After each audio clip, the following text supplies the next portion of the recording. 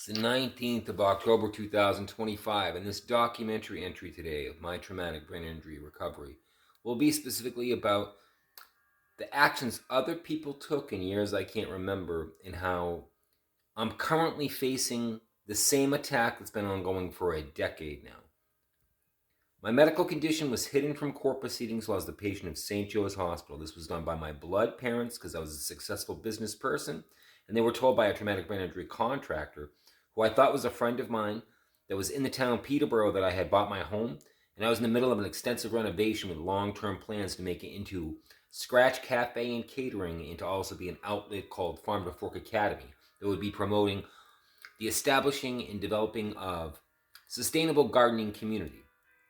Using modern technology and applying it the most efficient way that we possibly could was the point of Farm to Fork Academy, and then use the culinary end of supporting the local farmers, local gardening, by the products of cafe and catering.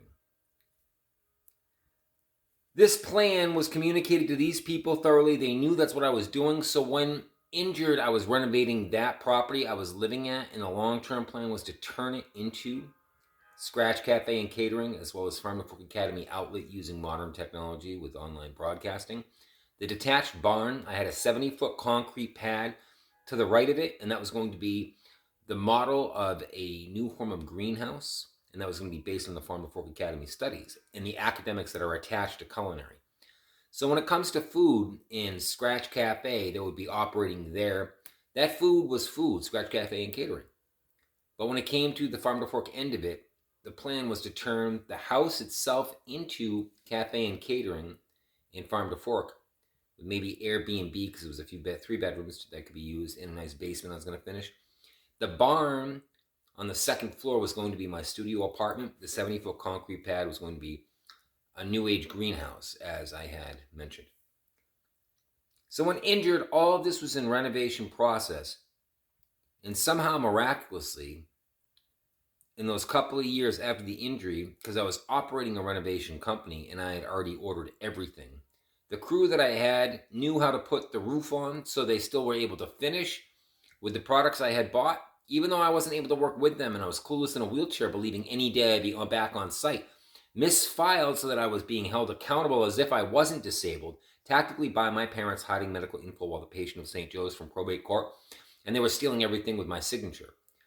The employees weren't stealing things that I know of. I mean, who knows? Maybe they were, but they put the roof on the house, they put the siding on the house, and it looked beautiful.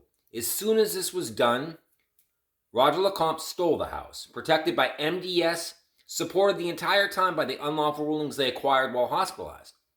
To this day, MDS still protects them as they made bank accounts in my name, stole my insurance settlements, and every penny of disability income since the injury. It's not a joke. It's in the documents. There's years I'll never remember. I still struggle to make new memory because I'm blind when it comes to long-term memory. I can't make new long-term memory. So coming around to this point cognitively and seeing with clarity what they've done, it's so overwhelming I can't drop it. The point of today and the frustration is, as soon as I got set up at the HUD property, because 10 years ago injury happened, it took them 6 years to get me, well, I wouldn't break down. They modified nothing at the home. I got it renovated, but nothing modified. So I had no disability access. I kept believing them that I was fine, kept trying, kept breaking up my body. They kept stealing. 6 years of that, and then they stole the house because it was finished and beautiful. So from that point, I've been bouncing, struggling, homeless. HUD property took me 2 years ago in Greenville, New Hampshire.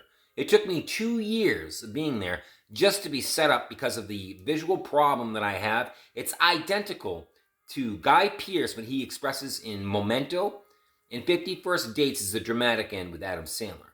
The inability to make new memory in my specific case is I can't make new visual memory. So the difficulty of having a new environment is shocking.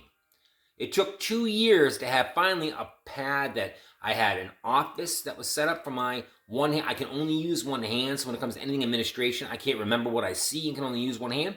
So the organization has to be pristine, and I have to start each day reviewing what's going on to get a grasp of what the fuck has happened to me. And then deal with that overwhelming trauma of the truth that I've been under attack for a decade by my parents, stealing everything, killing my daughter in the process, terrorizing my children, wrecking my body. They're still stealing my disability income. I grasped that, and then I moved through the day asking the people from Southern New Hampshire Housing Services at the HUD property to help me have things properly adjudicated so people aren't stealing my disability income. And what did they do this last Wednesday? They had me unlawfully evicted.